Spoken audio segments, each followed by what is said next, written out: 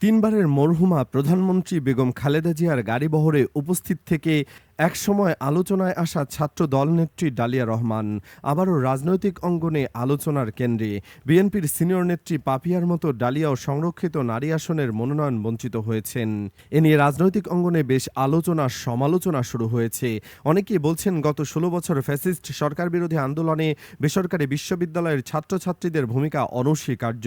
অনেকেই তো এক বাক্যে স্বীকার করে যে বেসরকারি বিশ্ববিদ্যালয় ছাত্রছাত্রীরা যদি না নামতো তাহলে গণ অভ্যুত্থান সফল হতো না।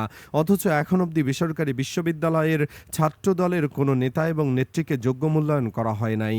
ছাত্রদলের বেসরকারি বিশ্ববিদ্যালয়ের নেত্রী এবং ছাত্রদলের কেন্দ্রীয় সাবেক নেত্রী ডালিয়া রহমানকে এবার মূল্যায়ন করা যেত, যা করা হয়নি। হাসিনা আমলে বেগম খালেদা জিয়ার আদালতে হাজিরা, বিভিন্ন সাংগঠনিক সফর এবং দলীয় আন্দোলন সংগ্রামের সময় তাকে নিয়মিত দেখা গেছে।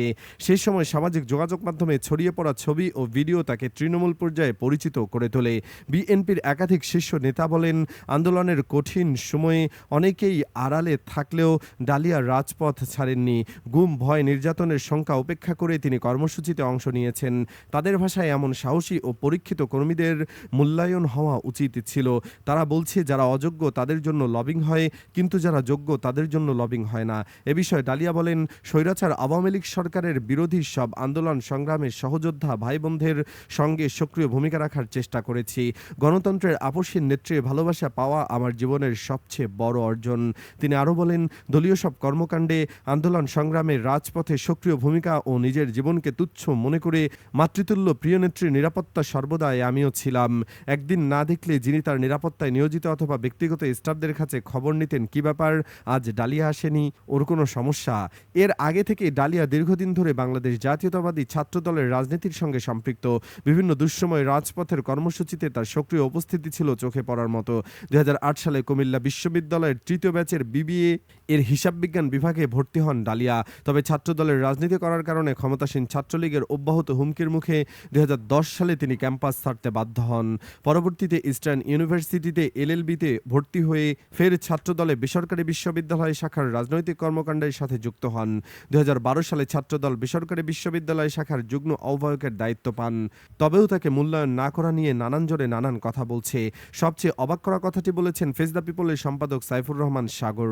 তিনি বলেন, কুমিল্লার একজন নারীও সংসদে যেতে পারেনি।